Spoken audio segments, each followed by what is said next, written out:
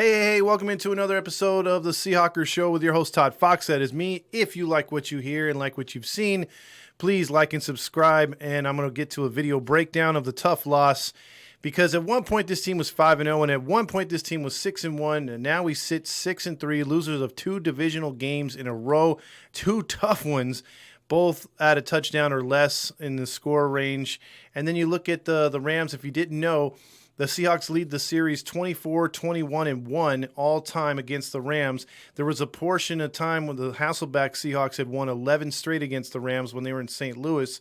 And then if you look at what's happened recently, going back with Sean McVay and even the coach prior to McVay, who I can't think of right now, the Rams have won now 9 of 14 against the Seattle Seahawks. And that was going to be a game I was going to be at because every game that the Rams have been at, or the Seahawks have been at Los Angeles, I've been to, that would have been 3 out of 4 out of the 4 years since the Rams have come back that the Seahawks have lost in LA. That's a hard pill to swallow. Look, I, on my Facebook post, put up the fact that I think the Rams were overrated. They've played a lot of mediocre teams. But then again, you look at it, like most teams would be able, like the Niners and other teams come out there and say, oh, we have injuries. That's our excuse for losing. But it seems like when the Seahawks try to use that excuse or fans try to say it, 49er fans especially, and other fans call them out and say, no excuses for injuries. Well, I mean, look, the Niners are whining and complaining down in Santa Clara that they're now 4-6. But for some reason, Seattle can't complain about not having Shaq Griffin, not having Udo Amadi until this week. You didn't have on the offensive line Posick, who had a concussion. You didn't have Dunbar. You didn't have Carlos Hyde. You didn't have Chris Carson. Those are some major players, and that's just to name a few. So the Seahawks have been banged up, it seems like, all year and for the third straight season. However, the offensive line suffered another injury, and it was weakened a bit, but I think overall they played pretty good. Where I'm going to point out what the mistakes were that the Seahawks didn't take advantage of, because Troy Aikman, as much as I hated him, and if you were watching the game, he was just freaking just loving McVay, talking up Goff. It was a love fest with the Rams, and then was pointing out all the warts of the Seahawks and not really giving them too much credit. But he did say one thing that did make a lot of sense as the game progressed even, and that was the fact of why aren't they going after DK Metcalf? Why aren't Seattle still challenging the ball? You have the best receiver possibly in the NFL, maybe against Hopkins and others like that.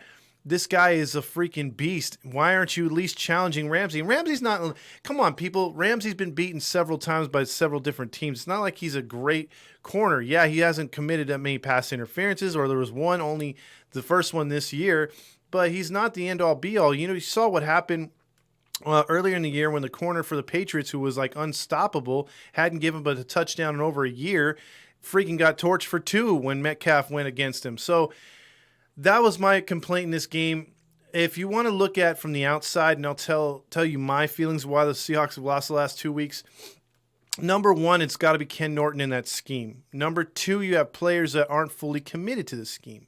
And then number three, the scheme sucks. Okay, so defensively, that is your problem. Switch it up because you have too much talent. KJ Wright, Bobby Wagner, Adams, Dunbar when he's healthy, Diggs, Trey Flowers is, Trey Flowers, but he makes some plays when the right defenses are called. And he made a lot of plays last year. He had better numbers than Shaq Griffin. This year in this scheme, he's getting torched left and right, and you don't have Shaq Griffin to play. But I think defensively is number one. Number two, the last 2 weeks, I think Russell Wilson, with the whole let him cook type deal, he's been thrown into the fire and he thinks he could do everything. And I think we need to get back to Wilson being Wilson. And I thought, and I'll show you on the first drive, if you didn't see it, Collins was running the ball pretty good. And if they would have just kept mixing the ball up, maybe something would have happened. But they gave up again on the run game too early. And then you're allowing Russell to be flustered in the pocket, and those timing routes that he was trying to go after Metcalf with never materialized because he never had time. When Metcalf was open, Wilson is scrambling around looking for someone to throw to. And he didn't have the outs that he thought he would with the tight ends, Disley, and with Olsen, and it also didn't materialize with our boy Lockett. So, and Moore was a non-factor in this game. early on. They did hit Swain, so that was nice, but then he just disappeared again as quickly as he reappeared. So let's check out these highlights. I want to show you this first drive because this kind of bugged me. The Seahawks actually held the Rams to a field goal, so let's take a look at that.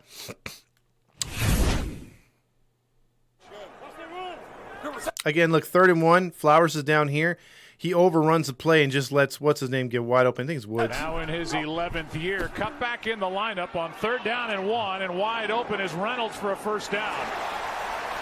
I'm sorry, Reynolds. And Reynolds was torching everybody, but, you know, he really stopped on a dime, and Flowers was beaten. So here we go again. Should not be able to complete. Play action from Goff. He thrives on the play action. He's got Cup. Cup takes a seat at the 11 where Quandre Diggs, in this game, I will tell you this right now. Joe Buck and Troy Aikman were anticipating a shootout. They were anticipating the Seahawks giving up points. They were not talking up that defense other than to say they're on pace to be the worst team to give up so many points and so many yards through the air. And they were showing the other teams that went either 7-9 or like there was an aberration with the Saints or the Packers where they had a winning record and went on to win a Super Bowl. I think it was the Chiefs 2 years ago had the second worst defensive against the pass. And then last year, obviously, they won the Super Bowl. So they started saying stuff like that, but those were the only comparisons. In this game, you know, we talked about earlier, like just the weeks before, you got to get a pass rush. Can't let Goff is a mediocre quarterback. When I did the breakdown on this game a couple days prior to this game, I showed you guys on the video, if you guys cared to watch, the fact that Goff is a mediocre quarterback when rushed. He's just as bad as Garoppolo. And they got to him a few times in this game, but unfortunately, there was only one big turnover in this game that they got from him. They should have got more. And he was average at best. He missed some throws. So, again, I'll show you all the opportunities Seattle lost and where they lost this game, I felt. Last year, but this was a good play. Quick snap. Goff is bothered as he throws, and the pass is incomplete. 23. I got to say, Poona Ford didn't play too many snaps, but the snaps he did play, he came up big. He almost got a sack there, and he got a sack later on, courtesy with Dunlap. Yards by Kai Forbath. Second week with the Rams, and that one almost took paint with it. And so he's getting blitzed a lot. Now watch this first drive. Seattle's first drive. I'm going to show you their whole drive. Look how effective they are when they mix the run with the pass. More than he had through the first 5 games. But wait, right here, 3rd and 1. You're expecting a run. The Rams have guys back. You could have took advantage. They were just lucky that, because look, I know I'm stopping the video a lot here, but I want to explain something. On all the message boards and pages and stuff that I've received, people are asking why did Wilson, what's wrong with Wilson lately? Why has he been missing on some passes? Because he feels the need he has to take over the game. Then plus the fact that he feels the pressure on himself. There's no run game, no outlet. He's making throws that he normally doesn't, and he's missing throws that he normally makes. He has some throws in this game where you're just like puzzled. You know, he had Lockett open a couple times, misfired on a deep pass to Metcalf, and he almost misfired right here when he had Olsen wide the hell open. On 3rd down and 1, pass is high but caught. Nice grab by Olsen.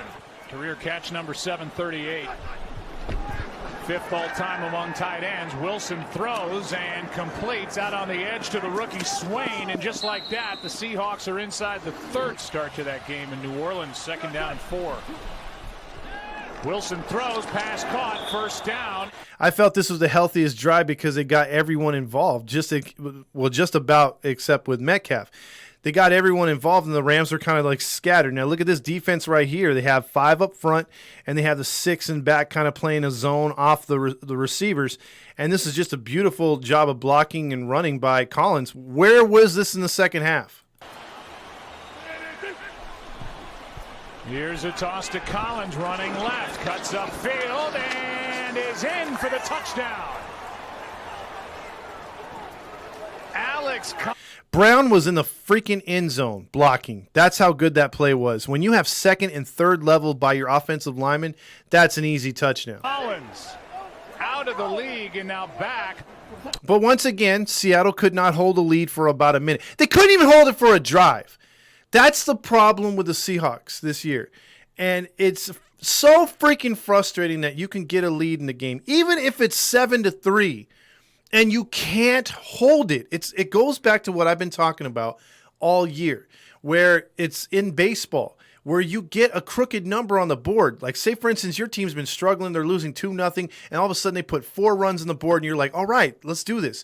Let's shut down inning. Let's put our offense right back out there. No, you give up 3 or 4 more runs, and you're back out when you go up to bat down again. And now the pressure's back on you. For once in the streak of 3 to 4 weeks, including the 49er game, I just want to get to a point where we jump on a team, take the lead, stop them, or create a turnover, score again, and put the pressure on them. Make them uncomfortable. Make them get out of their game plan. Make them throw the ball and possibly make another mistake, and then pin our ears back and go after their quarterback. It seems to be reversed. The Seahawks are getting the defenses pinning their ears back, attacking our quarterback, making us one-dimensional, and that's why we're losing. That is why we're losing in a nutshell right there, because we can't control the offensive side of the ball when we're on defense. We can't. We get them in third down. There was so many times in this game I was so frustrated that you would get them in a 3rd and 16, and I did not feel confident that we would stop them. You get them in 3rd and 10, 3rd and 9, didn't stop them. That's terrible football. Terrible football. That's not good on any level, whether it's high school, college, peewee. If you get a team in 3rd and long, that is in your favor of percentage to get the stop. I'm seeing, 1 or 2 here, 3 or 4 there, fine. Consistently working for the other team's not good. There has to be a chance when you get your offense back on the field and your defense off the field. That's just my rant. I'm sorry. Back to the freaking highlights. On first down, a handoff running right is Henderson, and he's to the... They're going to be competitive. And they ran the ball and saved Goff too many times in this game. Too many times. That stretch play worked. As long as they keep giving him some good players, they're going to be competitive for a long time. 3rd down here. This one floated for Higbee. What a throw. And time. Essentially a linebacker more than a safety. Goff is able to get rid of it. That's Higbee breaking a tackle and picking up a first down. Play action yet again. Pass is caught. That's Everett. The other tight end. And the marking. They snap it quick. Doesn't matter. Unless you have Everett. What'd I tell you? They snap it quick. McVay likes to go up there, shock the team, try to catch him not to change guys or switch players out. And he did that, and he got a touchdown. Then you look at the couple plays prior, wide open pass to Higbee, and then you have the Adams blitzing from the right side, which he's our leading sacker, which is a shame to our defense. But we shouldn't have to be blitzing that dude. Now, he's very effective at the blitz. I'll give him that. I'm not going to take that away. However, you don't want one of your safeties constantly blitzing, and you don't want to overrun the play. Last time in the Buffalo game, we talked about it. How is it that Seattle is going to not fall for these screens? They have to stay at home and force Goff to throw the ball into the ground and throw it away because you get those screens involved and the Rams will kill you. And they screened us to death in this game. Seattle overran so many plays in this game. So that's just one of them on that drive. So again, going back to my rant, Seattle can't hold the lead. They can't even hold the lead for one goddamn possession. So back down they go, 10-7. Henderson puts the Rams back on top. He's the best defensive Let's see what Seattle can do. Quick 3 and out. player in the game. He might very well be the best player, period. Blitz coming from the Rams. Pass is caught. Actually, first down. Who kind of flies under the radar. Good protection this time. Wilson with all day and finds Lockett. His first. He was tentative and didn't know how to throw deep. 3rd down and 2. Good protection. Wilson throws, and the pass is caught. Now here I thought Seattle was going to go up, what is it called? They were going to go 14-10. What killed the drive on this one, I believe, was a sack. So then, they went back. So it was 3rd and 21 right there. It was either a sack or intentional grounding, one of the two. So 3rd and 21.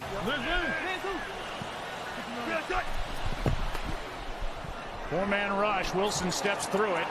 Got a mile to go, and he's going to slide. Gave him a bit of a warning. You almost wish he did that later in the game, which I'll show you. I've seen referees do that before. I've never seen one walk over to the stretch bench play. And say that. Here's a handoff to Akers over the left side, and what a good That's start. terrible. Terrible defense. Play action from Goff, and pass is caught by Predicated on the ability to run the football and then the play action off it. Goff to the sideline, dangerous throw. But That's actually good defense, but just a good throw, pitch and catch. So I'll give him credit on that one. Again, running Woods and running Reynolds in motion. They kept doing that, and then Seattle just kept falling for the stupid play fake because the stretch play was working. If they could have shut down the run, you make them one-dimensional. That open up when you get too concerned about the quarterback. pass is caught. And now this defense is just really trying to figure out what their identity is still. Well, they're just trying to hang on. Here's Brown with his first carry of the game. He's got a. So 3rd and 1, he picks up nearly 20. So, again, stretch play worked again because that time they were fearful of the play action, and that just left the left side of the – I mean, look, they were getting gashed right here in the first half. It would be a 54-yard try from here. Again, overrunning the goddamn play. You have 3 blockers out in front of you, 5 guys in the backfield, overrunning the goddamn play. You are a terrible pass rush. Something should go off in your head, even though it's seconds, but something should go off in your head. One of those 5 players should realize, hey, I'm in here way too fast. That means they're not carrying to block you, and it's going to be a screen. And Seattle fell for it again. Some of that off or get the first down with Brown, and he's got it. And that was a 3rd and 9. Almost won the next year as play action. Too easy. Caught by Reynolds, and Reynolds Able to hold out the other offense down here in the end zone enough. 2nd and 11. The pass is with the Seahawks, first game active. Up off the practice squad. Handoff here. That is Brown for the touchdown. 3rd and 2 and switch Chiefs defense.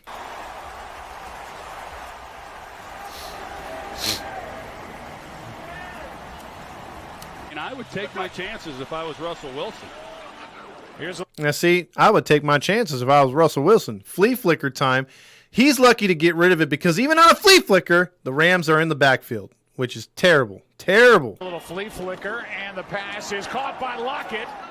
Trickery, and Lockett is out of. But like I said, sometimes they catch you on plays like that.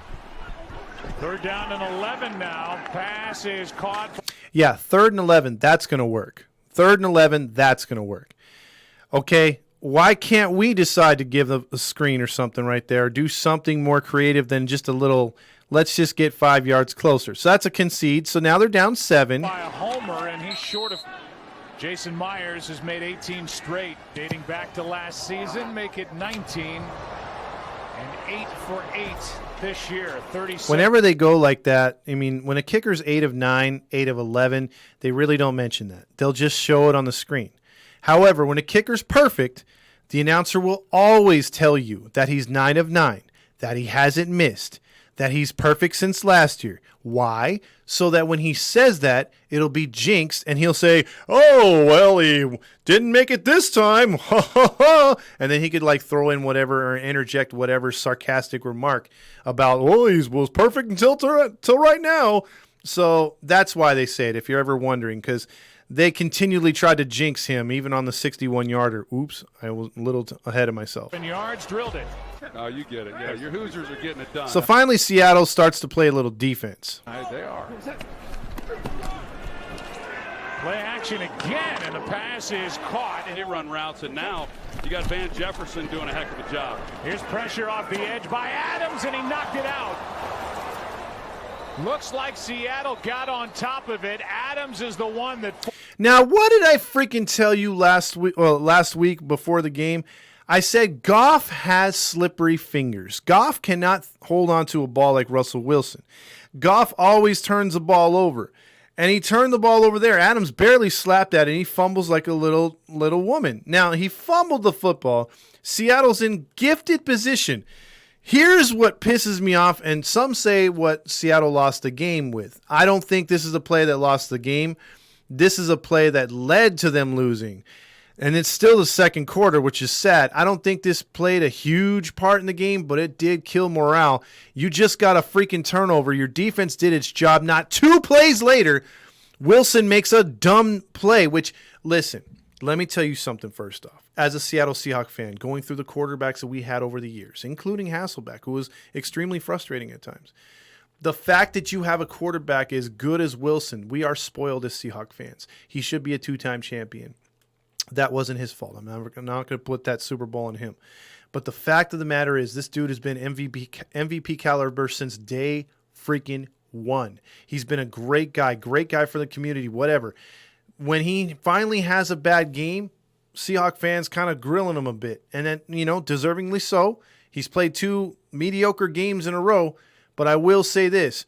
He's built up a huge enough resume because where would this team be without him? Think about it, Seahawks fans.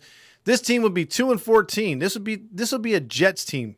Think about it. This team would be nowhere without this guy. So even though he made a bumbling play maybe last week and he made a couple of them this week, I'm not killing the guy. This guy's my franchise quarterback. I ride and die with Wilson. So I'm just letting you know right now. But this was a stupid-ass play. I know that McVay, like most people, when they bring the blitz, hey, we've got to be able to take advantage of that. Instead, they've had too many bad. Look right here. Look down here in the cursor. I hope you can see it. That's Disley. The play is right here. If Wilson throws the ball right here, Disley is already snuck underneath the coverage and is wide open. Wide open. The problem is he feels the heat and he feels he doesn't have enough time, so he steps into the pocket. Now right here, again, as a quarterback, no matter if you're high school or whatever, they always teach you never throw against your body. Never throw back across the field. That's exactly what he did. Now, with Moore coming down on the 20-yard line, bringing the linebacker up, and up here with DK, I believe, there's only single coverage on DK. So he could throw a comebacker to DK right here instead, or he could even run it and get a first down and continue the drive. Seattle would have had the ball at the 2-minute warning with a first down at best, or at worst. At best, they had only one safety and a cornerback here that could have maybe made a tackle. Wilson could have maybe gotten around one of them, could have scored a touchdown. Instead, he decides to force the ball to Disley, not looking at the other safety. Wilson. Look. Right when he's trying to throw, he's already in front of the defensive lineman. There's only one guy right there and a linebacker way over here. He's got the angle. Ramsey's on Metcalf. Metcalf can put hands on Ramsey. So he's at least got a first down he could slide to. But no. Steps up, throws, end zone, picked off. Intercepted by third pick by Williams. Picked up off waivers from the Ravens. And he has really stepped up. Just tried throwing that and fitting it in late. That is now 5 straight third down conversions. You hear that? 5 straight third down conversions by the Rams. The sportsmanship displayed by the Seahawks said a lot. 3rd and long. So that was the first third down they converted. Now here comes Seattle finally. Rookies from this year's draft. Pass is caught. That is Homer again, and he's able to get out of.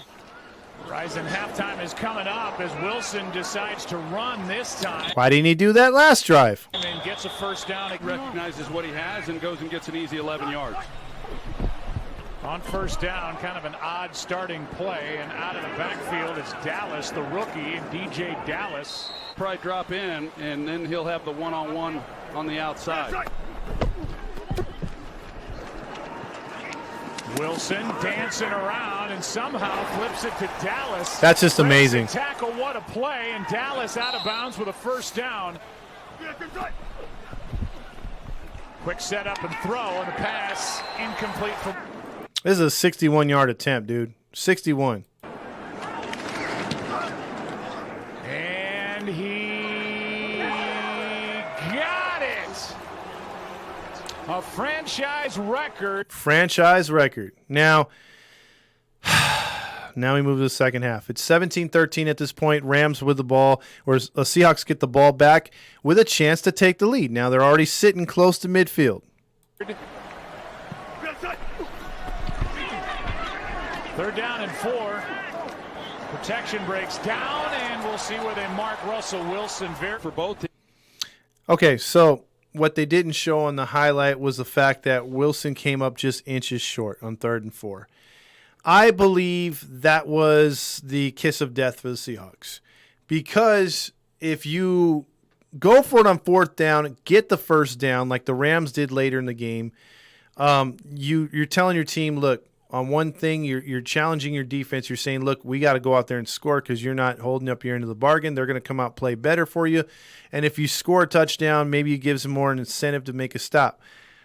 Them doing that was a soul crusher. I listened to the post game with the guys that were actually on the field for the Seahawks doing the beat reports, and they said that was a morale killer. And what have we said about the Rams and McVay? They take chances. They'll push the issue. And the Seahawks, for whatever reason, Pete Carroll will be aggressive out of nowhere sometimes and run a punt fake like he did last year. Or he'll go for it on 4th and 5, and you're like, where is this coming from? But then 4th and 3 goddamn inches, he decides to punt. It makes no sense. When you're up there faking and trying to like go, you could go on the 3rd time, because then the Rams right now are already thinking as the play clock's expiring that you're not going to go for it. But no, they don't do that. They play into it, and they let the Rams just get a freebie. So it's 17-13 at this point. But especially for the Rams coming into this game, a game back. Handoff here to the right side. Henderson with a lot of room to run. And again, Yeah, a lot of good that punt did, Carroll, because right away they get out of harm's way. 3rd and 13, by the way. Goff throws, pass caught. They've got the 1st down. And they would have got the 1st down anyway, pass interference. Work back to the boundary. What a conversion. Yeah, what a 17 conversion. yards on 3rd and 13, and now here is Reynolds again. I mean, look, momentum totally shifted. Seattle's defense was tightening up at this point, but come on. And here he comes. Overrunning a screen again. Pass is quick to Woods, looking for blocks. He's got a 1st down. Another 3rd down converted. 1st down. After Everett got up, it appeared to be okay. Pass is caught. Nice Overrunning a screen again. grab as Josh. 1st and goal. Handoff here, and Malcolm Brown has got his 2nd of the day. That's pretty goddamn sad that you lose the game in the 3rd quarter. Because your offense wasn't effective, you lose the game in the 3rd quarter. So at this point, there's 6 minutes and change left to go in the 3rd quarter. You've effectively lost the game because you could not. And what happens here is what I told you on the rant. They pin their ears back. They go after Wilson. They could challenge receivers now more carefully. They could take more chances with a 2-score lead. Instead, when Seattle gets a 2-score lead, let's play prevent. Let's play extreme zone. Let's not blitz anymore. Let's not pin our ears back. That's the difference. And you know what? I'm starting to think that this is a team that will not win a playoff game when they do get to the playoffs, because their schedule will enable them to make it to the playoffs, and they will make it to the playoffs and will have a good seed. And I think they will win this division. But if they choose to play this type of football and not realize that, Pete, you have to be aggressive.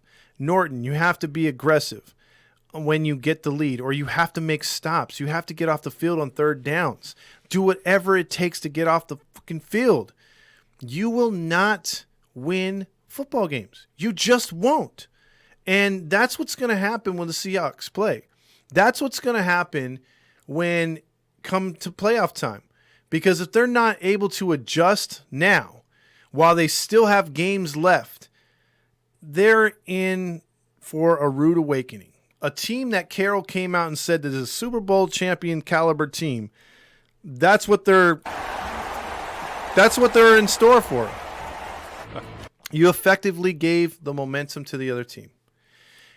What happened when the Rams got a chance to steal the momentum, when it was 17-13? They went right down the field, and they scored a touchdown on that weak defense. Right down the field. And so here's a chance now for Seattle to get some redemption. I'll take Frack. I'll take Frick. Here's one to DJ Reed, who gets a chance to return a kickoff, and Reed shows speed. Gets across the 45 and a big return for the Seahawks. You're at the 45. Do something with it. Seahawks exactly what they needed, down by 10. On first 10, 10, and no cooking here. See, that's what you can do with a 10-point lead. You can blitz, and you can force a quarterback into a stupid move. Wilson probably should have thrown the ball away. He thought he could tuck, go underneath, pump fake. It just didn't happen. Some of these linemen now have seen him enough of this film to know that he pump fakes and tries to spin out of things. That's a play where you just throw the ball away. You just throw the ball away. You don't eat it on first down and give yourself a second and long. Now it's 3rd and 20. What are you going to do brilliantly right here? Just get it away on 3rd down. Wilson a long way to go, and down he goes. Pin their ears back on 3rd and 20. See, if that were the Seahawks, we'd be playing 10 yards off the ball, giving up a 15-yard to 20-yard play to give up the first down. But the Rams are smart, and I hate saying that. But you are being out-coached again, Carol, to McVay, the supposed genius. He's a self-made genius, or he calls himself a genius. He's not a real genius, and the media believes the hype. But in this case, I can't contest it because you're being outcoached. Seriously, outcoached. On 3rd downs. Putting your defense back in harm's way.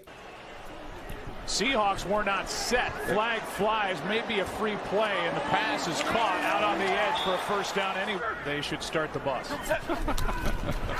Now, see that little joke right there was Joe Buck saying, if they don't get a stop right here on 3rd and 21, they should start the bus. Well, they did get a stop on 3rd and 21, but they still, you know, as much as the Rams threw the screen and were just giving up on this play, they still shouldn't got this yards. Woods out on the edge looking for blocks. That's still too much yards. It's impressive.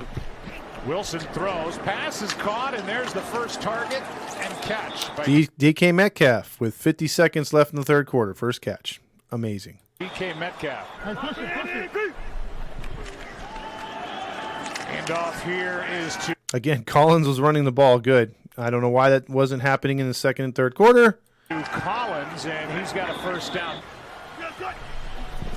Seahawks 0 for 5 on their last attempts on 3rd down, and this ball was on the ground. And a bad fumble. Now, what happened in that play is the rookie from Baylor hiked the ball to Wilson too low, and instead of him trying to, which he said in the press conference afterwards, try to make a play with it like he did in Minnesota, he fumbled the ball right to the Rams, and the Rams get their 3rd turnover at this point, or 2nd turnover at this point. And recovered by Floyd. 23rd time Goff has gone over 300 in his career. As he steps into it here, he's got Higbee, who cannot mill. Imagine if he hit that pass. Probably in game, but then starting that next week, if it was long term, it would be Winston. Here is Metcalf making a 19-yard completion as Wilson fakes that throw, spins around and gets Disley.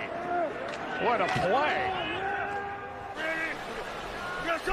But after making those 2 great passes, it's 3rd and 10. Seahawks 3 for 9 on 3rd down tries. Wilson. Here's Olsen and a night. Here's what lost you the game. Wilson throw. Now, if you look at right here, before he throws the ball, Lockett was actually open right here. And Lockett probably catches this and gets the angle. Instead, he throws it to a slow Olsen who doesn't use his body, and the defender goes right around him, makes his 2nd pick of the game. This was a 7:56 in the game left, and that's when I threw my hands up in the air because this was over. And the pass is picked. That's another one for Darius Williams, his 2nd of the game. And Robert Wood. He said it every time we've ever done around. This guy would be surprised to see that. Instead, 4th and inches. Why can't Wilson do that and get a push from the running back? it's Goff. Looked like he got it. That's all I'm going to show because right there, that pretty much iced the game. That took 2 more minutes off the game. Seattle would get a stupid field goal later on, missed the onside kick and whatnot, and it just wasn't worth watching. Final score, 23-16. Let me go over these stats because this video went way too long. So I'm going to go over the stats here. Hold on a second because it reloaded. Russell Wilson, 22 of 37, 248, no touchdowns, 2 picks, sacked 6 times, quarterback rating of 57. That is terrible. And that's 2 weeks in a row where, he had 4 turnovers last time. This time he has 3 because of fumble and the 2 interceptions. Russell Wilson was your leading rusher, 8 carries, 60 yards, but Alex Collins had 11 for 43. He should have touched the ball a lot more. Tyler Lockett, 5 for 66. He was missed on a couple plays. DK Metcalf, only 2 for 28. Let's throw it over to the Rams real quick. Jared Goff, 27 of 37, 302, made to look better than what he was. 3 sacks, though, on him with a 96 quarterback rating. Akers rushed 10 times for 38. Mike Brown, 6 for 33. Henderson, 7 for 28. Most of those coming on stretch plays. And then you look at Reynolds, 8 for 94. He was just left open on 10 targets, caught 8. Higbee had 3 for 60. Kupp had 5 for 50. Robert Woods had 5 for 33. At least they were able to keep one of those guys in check. And then we look over here to team stats. I want to throw a couple things at you real quick. Again, stats were skewed against Buffalo. They looked similar, but it wasn't similar as they lost 44-34. In this game, passing first downs, 15 of them by the Rams, 13 by the Seahawks. 8 first downs rushing for the Rams, 6 first downs rushing for the Seahawks. Penalties only 1, so that was not a problem in this game. Total plays 69-65. You're like, wow, this is a close game, competitive, whatever. 389 total yards for the Rams, 333 for the Seattle Seahawks. Both had 10 drives. Okay, it's right on stat. No. The difference in this game, if you want to look at it, and if I can get to it real quick, because I'm not seeing it here, third down efficiency. Now, a lot of this does not speak volumes to what happened, but in the first half, the Rams went 5 of 6, 7 of 9 to start the game on third downs. That's possessing the ball way too much. They finished the game 9 of 15. Seattle kind of manned up at the end, but again, giving up way too many first downs. Seattle started off crappy, 0 for 6 on third downs, and they would finish the game 7 for 14. A lot of that was done in garbage time. So 2 straight games where they did their damage in garbage time. So that's the stat I want to bring up in this game. And again, Seattle rushed 22 times for 5.1 yards a carry. They abandoned that again, and they've abandoned the running game all year. There's been times where it's worked because Chris Carson maybe will rush for 60, 70 yards when he's in there, and then sometimes, he'll have receiving yards of 60 to 80 yards, and then it's like, okay, it balances out. He puts up 140, 150 total yards of offense, but not in this game. Was not to be. A loss 23-16 to the freaking Rams. I hate division losses. The Cardinal game was inexcusable, and this one, it was a total team letdown. The Seahawks seemed to play defense when they needed to and got the stops when they needed to, but they couldn't do it when they have to. You know what I mean? Like, they didn't do it in times to keep the Seahawks in the lead or keep the momentum, and then the offense kept shooting itself in the foot with making bad decisions by Russell Wilson. They didn't get Metcalf involved, so this was an overall tough loss. Living in Los Angeles, I have a lot of bandwagon friends on my timeline and stuff like that, so I heard it, and so whenever they lose to the Rams, it's a bad thing, and then not realizing that they've lost 9 of 14 now to these jerks really hurts. So 12th man, we need to get things together. Unfortunately, we can't be there to root on the Seattle Seahawks come Thursday because I will be making another video priming up the Cardinals-Seahawks game. That one's going to be a huge game for the Seahawks, another huge game. You cannot afford to lose 4 out of 5 and 3 straight in division. That's terrible football if they do that. So Seattle has a short week to turn it around.